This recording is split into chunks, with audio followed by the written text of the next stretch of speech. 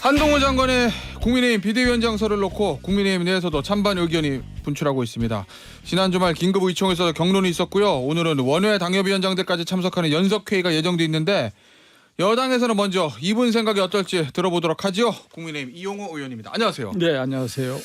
자, 이용호 의원은 한동훈 비대위원장설에 반대하는 걸로 제가 알고 있습니다. 의원총회에서도 아마 그런 의견을 밝히신 한동훈 걸로. 장관은 제가 굉장히 좋아합니다. 예.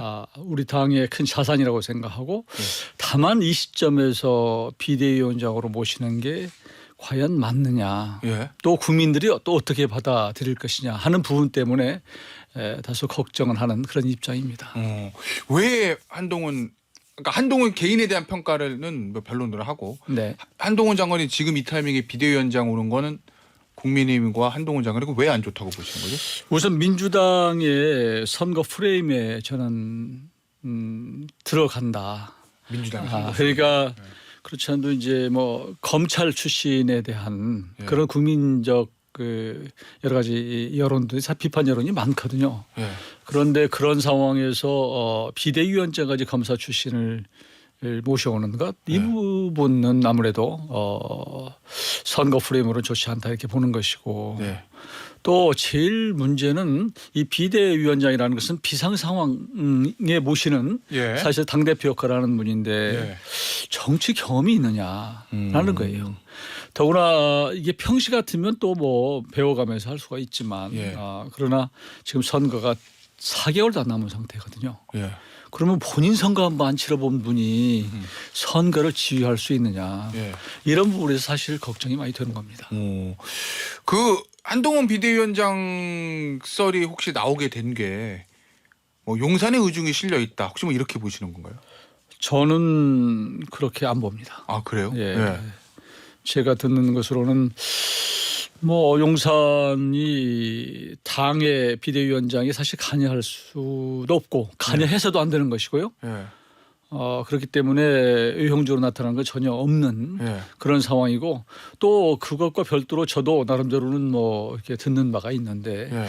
지금 여러 가지 나오는 얘기는 사실과 거리가 좀 있다라고 저는 생각을 합니다. 아, 그러면 용산은 한동훈 장관 비대위원장설 별로 원하지 않는다? 원하지 않는다가 아니라 네. 특별한 의견이 없는 것이다. 그러니까 적극적으로 한 장관 해야 돼 이건 아니라는 그러니까 말씀이신 거죠? 전체로 지켜보는 정도의 오. 입장이다 이렇게 저는 알고 있습니다. 그래요? 당내 분위기는 어떻습니까?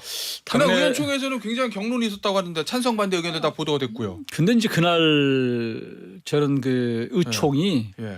참 수준 낮게 치러졌다고 생각해요. 왜냐하면 그래요? 첫 발언자가 나오자마자 예. 한동훈 이렇게 했어요. 두 번째 발언자가 나오자마자 또 한동훈. 예. 깜짝 놀랐어요. 예. 그날 누구 이름을 지칭하는 것은 이게 토론이 아니에요. 그렇기 때문에 야 이건 좀 이상하다 이렇게 사람들이 제 주위에 있는 사람도 이거 뭐 낙점된 거야 뭐 이런 그런 얘기가 나오고 그랬는데 원래는 비대위원장 지금 비상 상황에서 우리 당이 위기 극복을 어떻게 할 것이냐 이 토론으로 가야 되는 거예요. 그러니까 총론적인 얘기를 먼저 그렇죠. 하고 그런 예. 상황에서 그러면 그 성격에 잘 맞는 그 위기 상황을 잘 이렇게 구출해낼 수 있는 예. 사람이 누구냐 이렇게 가야 되는 게 맞는데 처음부터 나오자마자 한동훈 이러니 예. 이게 토론이 되겠어요. 그러니까 이제 그리고 예. 또 한 가지는 그날 발언자 18분이었는데 한동훈이라는 이름을 거명한 사람은 3명입니다. 예. 3명이 불과해요 사실은.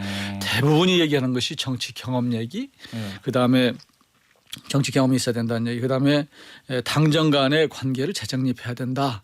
예. 이런 얘기들 또 더 국민의 목소리를 더 드려야 된다는 얘기들 이런 얘기들이 줄이었어요. 그런데 나중에 나와 보니까 예. 갑자기 그날 밤에 보니까 한동훈 대세론 이렇게 가니 예. 그러면 의원님 보시기에는 저 한동훈이라는 이름을 거명한 의원은 3사람에 불과했다. 그렇습니다. 의원총회 초기에 아마 지금 저 방금 유튜브 화면으로 나갔던 거 청취자분들 보셨을 때 아마 언론에 많이 보도됐던 그 의원들인 것 같습니다. 그러면 의원님 보시기에 뭔가 어떤 특정 세력이 한동훈 장관을 비대위원장 옹립하기 위해서 미리 준비해 놓은 거 아니야? 이런 생각하셨다는 거예요? 그때 우리 저뿐만 아니라 많은 네. 의원들이 그렇게 의심을 했죠. 아, 그래요? 그래서 뭔가 또 전당대회 시즌 2가 벌어지냐? 네. 이런 얘기들이 사실 있었죠. 근데 의원님 앞서 말씀하신 거 보면은 용산의 대통령실의 의중은 불개입이다. 특별히 한동훈 장관을 무조건 해야 된다는 건 아닌 거로 알고 있다라고 말씀하셨는데 지금 언론 보도 나온 거 보면 친윤 의원들이 뭐 한동훈 장관 옹립하란다 이렇게 나오잖아요. 그건 어떻게 저희가 연결을 시켜야 돼요? 그럼 용산은 별 관심이 없는데 친윤 의원들이 한동훈 장관을 원한다는 거. 저도 사실 친윤이거든요. 요즘 뭐 이렇게 그런 데 대해서 의견을 달리하면 뭐 예. 비윤 이렇게 얘기를 하는데 예. 저는 그 부분이 그러니까 우리 당의 문제라고 생각을 해요. 그러니까 물론 그리고 또 한 가지 그 전에 예. 지금 이 비대위원장은 사실은 그 윤재욱 원내대표가 많은 의견을 들어서 결정하는 거죠. 결정하는 거예요. 네. 이게 지명하는 예, 거예요. 권한이 있죠. 그런 과정에서 무슨 새몰이를 하거나 예. 또 압박을 하거나 또 이렇게 뭐 다수결로 결정하는 것도 아니에요. 왜냐하면 사실 이게 어떤 선장을 우리가 추대를 하는 데 있어서는 예. 정말로 이게 어떤 분이 적합할 것이 하는 부분은 그냥 단순히 머리 숫자로도 계산하는 건 안 되는 거라고 생각을 해요. 그리고 그렇게 머리 숫자로 뭐 세몰이해서 하는 것은 저기 어떤 무슨 이렇게 압박하듯이 하는 것은 네. 윤재욱 대표의 권한 이런 네. 것을 침해하는 거다. 저는 그렇게 보기 때문에 예. 지금 나타나는 현상이 사실도 아니거니와 예. 또 당의 어떤 우리 앞으로 진로나 이런 거를 위해서 결코 바람스럽지도 않다. 저는 그렇게 생각하는데 도대체 왜 그러면 대통령실에서는 특별한 입장을 갖고 있지 않고 네. 당에서 자율적으로 하도록 하는데 왜 특정 인사들이 이렇게 네. 누구 이름을 거론해서 이렇게 몰아가는지 하는 네. 부분을 저는 좀 알다가도 모르겠어요. 왜 그런다고 보십니까? 의원님은 알고 계실 것 같은데. 그러니까요. 저는 뭐 그렇게 봐요. 그러니까 이제 어떤 저는 이제 그 핵심이 그건데 정치를 어느 정도 잘 아는 분이 오면 예. 그 본인의 생각을 가지고 본인의 전략을 가지고 총선에 임할 거예요. 예. 그런데 지금의 한동훈 장관이 비대위원장으로 오시면 선거나 정치를 잘 사실은 뭐 모르기 때문에 예. 아마 밑에서 해오던 사람한테 다시 의지할 거다. 예. 그러니 그동안에 쭉 정치를 우리 당을 끌어온 분들의 어떤 틀이나 흐름을 벗어나기는 어려울 것이다. 그러니까 그분들이 그러니까 어떻게 보면은 계속 가져가고 싶은 것이 아닌가.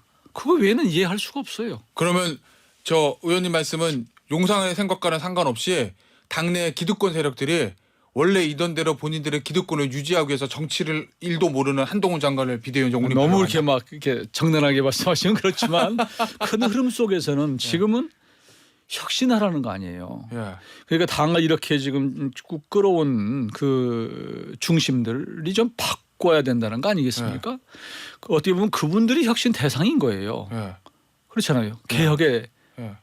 대상인 것인데 다시 여전히 그 위에 말하자면 그 새로운 비대위원장이 정치 경험이 많은 노회한 사람이 와서 뭔가 큰 틀을 인적 개편도 하고 또 그동안에 어떤 것 가져온 것들을 좀 크게 바꾸는 그런 모습을 보여야 되는데 그럴 수가 있느냐 하는 거죠. 그 한동훈 장관을 찬성하는 쪽 이야기를 보도 나온 거 보면 한동훈 장관이 지금 여권 내에서도 가장 대중적 지지도가 높고 미래 권력 중에 한 사람으로도 불리고 있기 때문에 들어와서 완전히 판을 한번 바꿔야 되는 거 아니냐.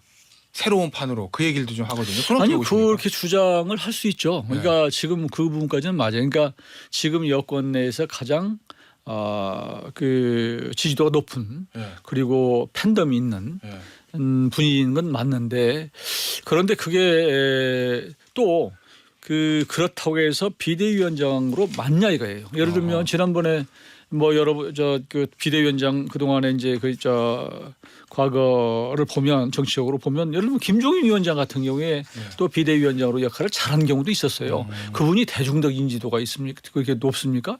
팬덤이 있습니까? 없어요. 없죠. 그분이 갖고 있는 노하우 가지고 사실은 판을 뒤엎은 거예요. 그러니까 민주당 가서 했던 게 뭐예요? 결국은 공천에서 이해찬 날리고 정청래 날린 거예요. 그런데 지금 이런 틀 속에서 예를 들어서 비대위원장 오셔가지고 그동안에 우리 당내의 어떤 큰 메인스트림을 확 바꿀 수 있느냐? 그럴 수 있느냐는 거예요. 저는 그거 어렵다고 봅니다. 자, 그러면 이용호 의원 머릿속에는 어떤 비대위원장이 있을까요? 저는 정치적으로 산전수전 겪고 충분히 선거라는 전쟁을 치러본 사람이 좋겠다 그런 네. 입장이에요. 그러니까 정치를 잘 아는 분이었으면 좋겠어요 우선. 지금 그리고 내년에 이제 선거는 결국 수도권 예. 선거 아니겠어요. 수도권에서 승부 나는 거예요. 예. 그 수도권이라고 하는 것은 굉장히 중도적인 사람들이 많고 대부분 팽팽한 접전 지역이란 말이에요. 예. 이런 선거를 이끌어갈 수 있는 예. 그런 사람이면 좋겠다. 저는 그런 입장입니다. 자, 의원님 수도권에서 중도 확장성이 있고 그 얘기는 기존의 국민의힘과는 결이 좀 다르다는 말씀하시는 것 같습니다. 그리고 여러 큰 선거를 승리로 이끌어본 장수 딱 떠오르는 사람은 지금 후보군들 중에서 김한길 국민통합위원장 한 사람뿐인데. 저는 맞습니까? 김한길 위원장도 지금 비대위원장으로서 자격은 충분히 갖췄다고 저는 생각합니다. 그러니까 뭐 대통령과의 거리 굉장히 가깝고 그다음에 국민의힘에서 활동하지 않았기 때문에 기존의 국민의힘의 어떤 기득권체를 바꿀 수도 있고 큰 선거를 이겨본 건 그건 뭐 말할 것도 없고 다 좋은데 그 얘기를 또 많이 하잖아요. 워낙 민주당 쪽에서 오래 활동했던 사람이기 때문에 국민의힘 전통적 지지층들이 굉장히 거부감이 있을 수 있다. 이준석 전 대표는 더 나가서 김한길 위원장이 비대위원장 오면 당이 터질 거다 이렇게까지 얘기하던데요. 그건 매우 폐쇄적인 생각이고요. 네. 지금 우리 당이 네.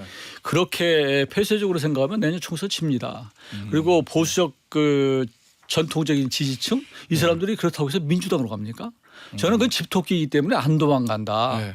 결국은 누가 와서 내년 총선을 국민의힘의 승리를 안겨줄 것이냐. 네. 이 부분만 오로지 생각해야 되지. 저는 네. 그래서 지난번에 그런 말씀을 드렸는데 정말로 이길 수 있으면 적장이라도 모시고 와야 된다.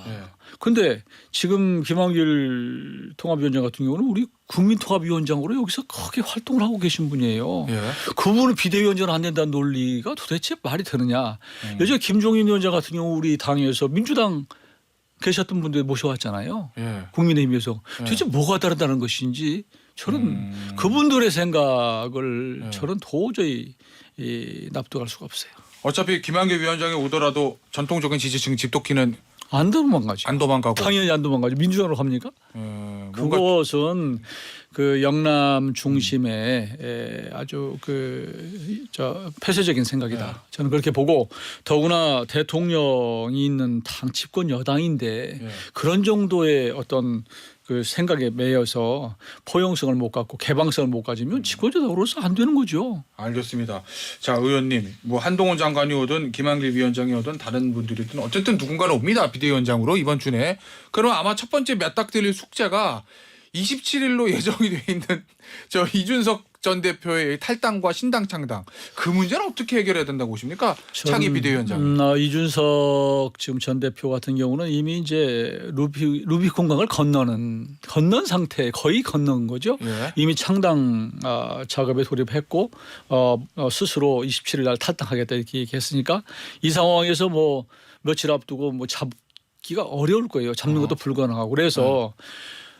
크게 보면 제가 자꾸 정치적인 어떤 경험이 많은 분이 와야 된다. 큰 그림을 그릴 수 있는 사람이 와야 된다고 하는 이유가 그런 까지 포함하는 거예요. 그러니까 이준석 신당이 만들어졌을 경우에 제3지대가 만들어졌을 경우에 이런 부분들을 어떻게 전략적 제휴를 하고 또 안을 것인가 하는 부분을 고민할 수 있는 분이 와야 되는 거예요. 안고 갈 건지 버리고 갈 건지 아니면 판단이나 전략적 제휴를 할 것인지 이런 모든 것까지도 고민을 해야 되는데 우리 당에 지금 보면 그냥 공천을 어느 지역에 누구 할 것이냐 이런 굉장히 아주 지엽적인데 지금 매몰돼 있는 정도지 큰 그림을 가지고 가고 있는 그런 전략적인 마인드가 사실 부족하다. 저는 밖에서 보기에 그래요. 그러니까 그런 차원에서 좀 그런 경험이 있는 분이 와야 된다라는 것이고 아까 이준석 대표가 나간 그런 부분도 그런 차원에서 누군가 크게 큰 그림을 그릴 수 있는 사람이 된다. 자, 그러면 하나 더 있잖아요. 연말에 전국의 해고로 떠오른 김건희 여사의 특검법 처리문 이건 어떻게 처리해야 된다고? 아니 그것도 생각을 해봐도 한동훈 장관이 오시는 게 이게 도움이 되는가? 결국은 지금 그 큰 야당의 정치 공세, 선거 공세를 넘어야 되는데 넘는 것이 한동훈 지금 비대위원장으로서 괜찮은 건가 하는 거예요. 김건희 여사 특검법과 관련해. 네, 그래서 결국은 그 부분에 대해서 저는 거부할 수밖에 없어요. 예. 왜냐하면 선거가 지금 시작이 됐는데 예. 지금 특검을 해서 지금 하겠다는 것은 그 선거에 아주 야비한 선거 전략이거든요. 예. 그런 차원에서는 다만 거부를 하되 예. 국민들이 거부할 만하네라고 예. 하는 국민들의 마음을 얻어야 되는데 예. 그 부분에 대해서 뭔가 최소한의 가시적 조치를 우리 이 여권에서 취해야 된다고 봅니다. 저는. 가시적 조치가 뭐가 있을까요? 그건 이제 비대위원장이 해야 되겠지만 예. 지금 국민들이 많이 얘기하는 게 하여튼 지금 거론되는 여러 가지들에 대해서 좀 한 번쯤 클리어하고 할 수 있는 예. 뭐 그런 것들이 있을 수 있겠죠. 예를 들면 지금 제도적으로 돼 있는 특검 특별감찰관을 특별감찰관을 먼저 할 수도 있고 경우에 따라서는 또 상설특검 이런 것들도 과감하게 한번 해볼 수 있고 이런 것들을 취할 수 있어야 되겠다. 저는 그렇게 봅니다. 한동훈 장관은 대통령과의 거리감 때문에 그게 힘들 거다. 이런 취지신 것 같은데. 아니 본인이 이제 검찰에 계셨고 법무부 장관으로서 이제 검찰을 전적으로 지휘한 분이기 때문에 네. 이 부분에 대해서 어떻게 본인 스스로가 넘어갈 수 있을까 네. 또 그것이 대통령께 어떤 또 부담으로 또 다가갈 수가 있을까 이런 것들 때문에 사실 좀 걱정이 되는 거죠. 그 김한길 위원장도 대통령과 굉장히 가까운 분으로 알고 있는데 김한길 위원장이 비대위원장을 되면 대통령에게 김건희 여사 문제에 대해서 진언을 할 수 있다고 보십니까? 저는 그렇게 봐요. 그러니까 그 대통령의